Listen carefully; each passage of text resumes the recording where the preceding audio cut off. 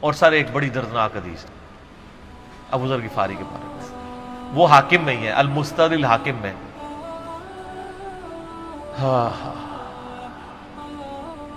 غزوہ تبوک آپ کو پتا ہے ایک ایسا غزوہ تھا جس میں جو شرکت نہیں کرے گا وہ منافق ڈکلیئر ہوگا. قرآن میں فتویٰ آ گیا تھا. اس سے پہلے کبھی نفیر عام نہیں تھی، یہ پہلا اور آخری موقع تھا، کیونکہ رومن امپائر سے ٹکرانا تھا، سپر پاور تھی دنیا کی، 1.5 لاکھ کی فوج لے کے کیسرے روم بارڈر پہ آ گیا تھا عرب کے. تو نبی علیہ السلام نے اناؤنسمنٹ کی کہ بھئی اب سب نے جانا ہے، جو نہیں جائے گا منافق شمار ہوگا، الا یہ کہ کسی کے پاس ریسورسز نہ ہو، یا کوئی مریض ہو، یا کوئی عورت ہو، یا کوئی معذور ہو. منافقین آگے بہانے کر رہے تھے، کچھ سادہ لوگ مسلمان بھی اس کا حصہ بن گئے. بخاری مسلم میں 3 اصحاب کی توبہ کا واقعہ بھی موجود ہے، وہی میری ویڈیو ریکارڈڈ ہے. تو کعب بن مالک کی رضی اللہ تعالیٰ عنہ علیہ السلام، تو کچھ لوگ جو ہے وہ یعنی اپنے ان معاملات کی وجہ سے کچھ پیچھے بھی رہ گئے. تو المستدرک الحاکم میں آتا ہے کہ صحابہ کرام کہتے ہیں کہ ہم نبی علیہ السلام کے ساتھ سفر پہ نکلے نا جب، تو نبی علیہ السلام کو آ کے کوئی بتاتا تھا، کہتا تھا یا رسول اللہ وہ جو فلاں بندہ تھا نا وہ بھی کوئی نہیں آیا، پیچھے رہ گئے. تو آپ علیہ السلام پرواہ نہیں کرتے تھے. پھر بتایا گیا یا رسول اللہ وہ بھی کوئی نہیں، یعنی جڑے نعرے مارتے سن اچے اچے جدو اتنے کسی کو دسایا جائے گا سر وہ تو پکا جڑا یار ہے بیلی وہ بھی کوئی نہیں. تو حضور علیہ السلام کو لوگ نا فیڈ بیک دیتے یا رسول اللہ وہ بھی غائب ہے، وہ بھی نہیں آیا. اب 30,000 کے لشکر میں آپ نے کوئی ریکارڈ تو نہیں رکھا تھا، رجسٹر تھا، لیکن کدھر 30,000 بندوں میں کدھر کوئی رکھ سکتا ہے صاحب اس طرح. یا رسول اللہ وہ بھی رہ گیا، وہ بھی. تو حضور علیہ السلام کہتے ہیں ٹھیک. آپ فرماتے تھے اللہ چاہے گا تو آ جائے گا، نہیں آئے گا تو نہیں آئے. تو کسی نے کہا کہ وہ ابو ذر غفاری بھی پیچھے رہ گئے. آیا اور ابو ذر کو اس کے اونٹ نے روک لیا. اونٹ ہی نہیں اٹھ رہا تھا نا سر، وہ آپ کو گاڑی تو نہیں ہے نا جو سٹارٹ کر لیں گے آپ. اونٹ چلنے سے انکار کر دے کوئی کر سکتا ہے؟ اور سر سفر کتنا ہے؟ 700 کلومیٹر. 700 کلومیٹر کا ریگستانی سفر آج کے دور میں بھی کرنا مشکل ہے. سائیکل پہ نہیں آپ کر سکتے، پیدل تو آپ سوچ بھی نہیں سکتے. اونٹ کے بغیر کیسے ہو سکتا ہے، جس میں آپ کو اونٹ اس لیے بھی ضروری ہے کہ اس کے اوپر آپ نے سامان لادنا ہے. پانی نہیں راستے میں پینا، ریگستان میں تو کئی کلومیٹرز تک کچھ بھی نہیں ہوتا، بھوکے پیاسے مریں گے. پھر آپ قافلے سے بھی جدا ہیں. تو ابو ذر غفاری کوشش کرتے رہے کس طریقے اونٹ، اسی دوران قافلہ نکل گیا آگے، تو وہ اونٹ اٹھا ہی نہیں ہے.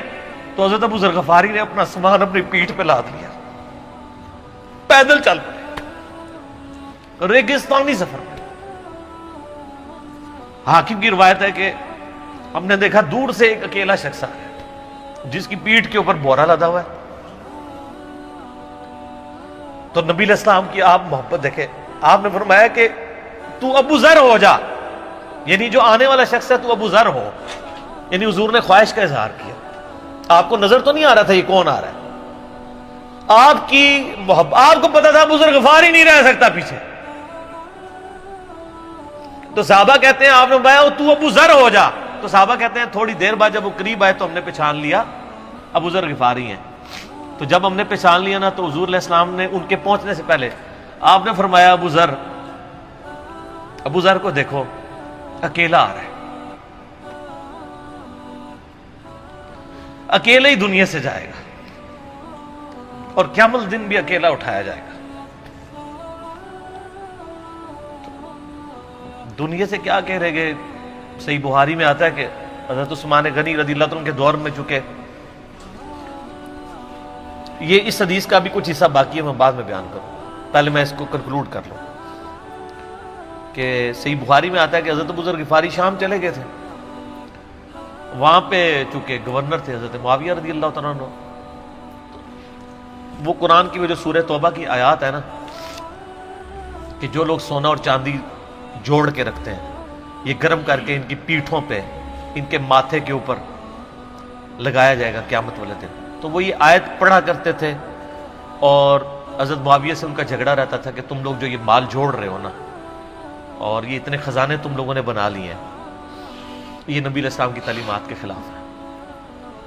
تو حضرت معاویہ کہتے تھے یہ تو اہل کتاب کے بارے میں آیات نازل ہوئی ہیں، تو وہ کہتے تھے نہیں، یہ سب کے بارے میں ہے۔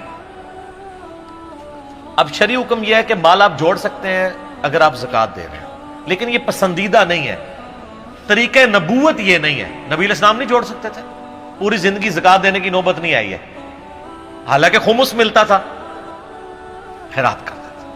ابو ذر غفاری کا جھگڑا یہ تھا کہ تم تو نبی کے اصحاب ہو، تم لوگوں کو یہ زیب ہی نہیں دیتا کہ تم لوگ اس طرح کے محلات میں رہو اور اس طرح مال جوڑو۔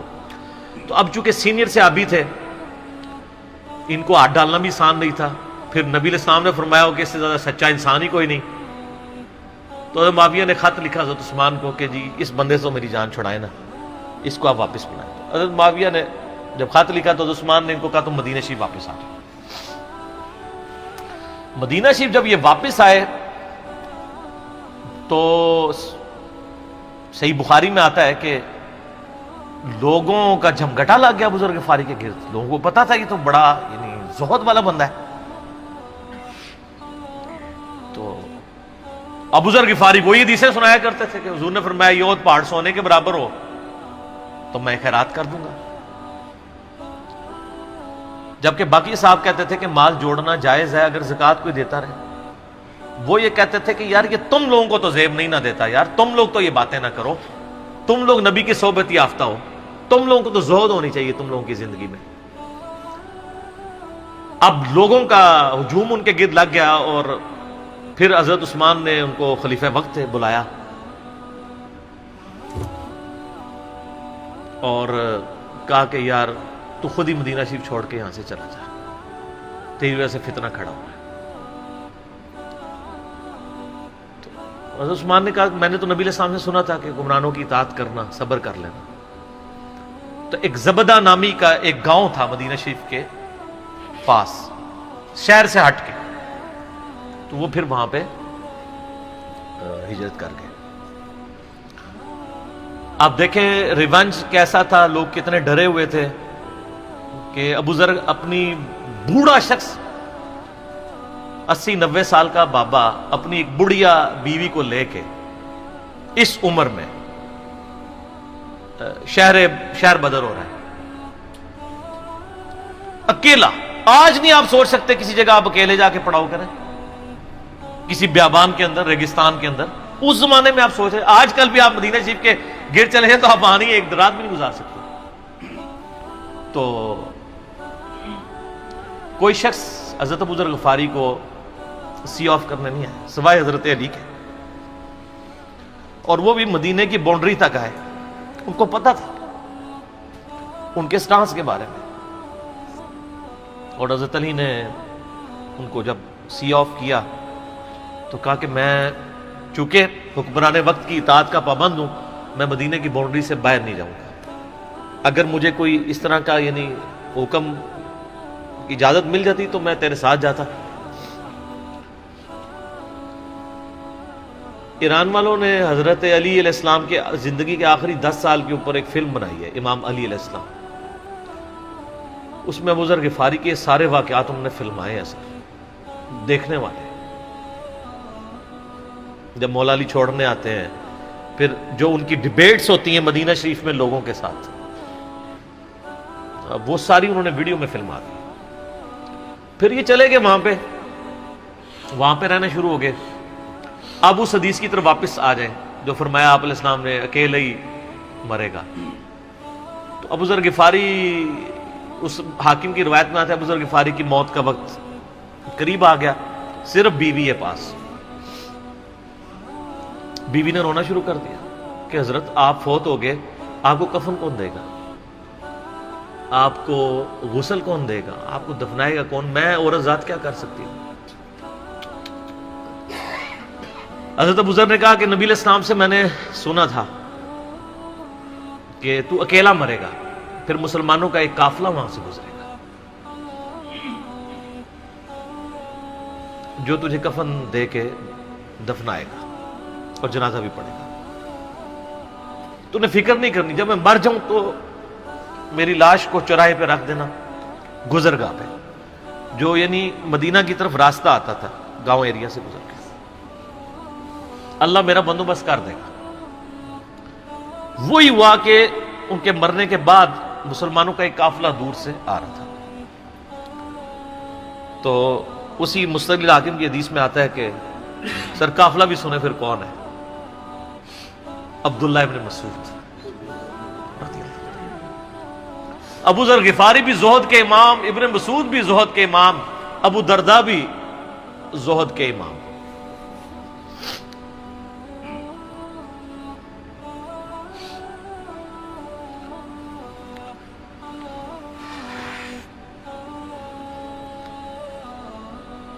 ابن مسعود رضی اللہ تعالیٰ عنہ جب وہاں پہ رکے، ان کو تو نہیں پتا تھا یہ کون ہے. تو انہوں نے کہا بی بی کیا وہ؟ ان کا میرا خامند مر گیا ہے. ان کا یہ کون ہے؟ تو انہوں نے کہا ابو ذر غفاری. عبداللہ ابن مسعود کی چیخ نکل گئی، چیخ ماری انہوں نے. ان کا واہ! اللہ کے نبی نے فرمایا تھا کہ ابو ذر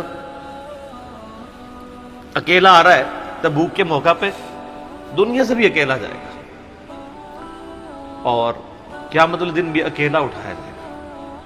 یعنی اب اسی سرزمین سے ہی اس نے اٹھنا ہے نا، ہر بندے نے اپنی قبر سے اٹھنا ہے. یعنی وہ مسلمانوں کے قبرستان میں بھی دفن نہیں. ایک یہ جو مزار کی رٹ لگائے پھرتے ہیں، میں ان سے پوچھتا ہوں تمہارے بابوں کی کیا اوقات ہے؟ ابو ذر غفاری کا مزار دکھاؤ کدھر ہے. جو اس روئے ارض پہ نیلی چھتری کے نیچے سچا ترین انسان جس کو اللہ کے نبی کہہ رہے ہیں، اس کا کوئی مزار نہیں ہے. غریب المتنی میں مرا ہے، اس کی قبر بھی ایسی جگہ ہے جہاں مسلمانوں کے پاس قبریں بھی کوئی نہیں ہے. ایک ریگستان میں اکیلی قبر ہے، اس قبر کا بھی کسی کو نہیں پتا، اس پہ کوئی مزار بھی نہیں ہے، اور قیامت الدین بھی اکیلا اٹھایا جائے گا. یعنی قیامت تک وہاں پہ کوئی قبرستان بھی نہیں بنے گا. ظاہر نبی علیہ السلام کی یہ بھی خبر ہے. تو کیا وہ ناکام ہو گیا اگر مزارات ہی دلیل ہے کامیابی کی؟ تو عبداللہ ابن مسعود رضی اللہ تعالیٰ نے ان کو غسل دیا، کفن دیا اور دفنا دیا. یہ پوری ڈیٹیلز آپ کو المستدل حاکم میں مل جائیں گی.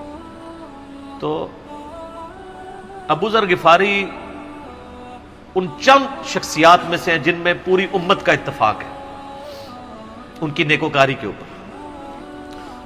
شیعہ بھی ان کو بہت رسپیکٹ دیتے ہیں، اہل سنت بھی دیتے ہیں، صوفیاء کے ہاں بھی ان کو امام مانا جاتا ہے زہد کی وجہ سے. آپ تصوف کی جتنی کتابیں پڑھیں، چاہے امام غزالی کی ہوں، رسالہ قشیریہ پڑھیں، اور لوگوں کو بھی پڑھنا شروع کریں، تو ابو ذر غفاری آپ کو زہد کے امام کے طور پہ ملیں گے کہ ان کی زندگی میں یعنی یہ زہد تھا کہ انہوں نے کس طرح کی زندگی گزاری ہے.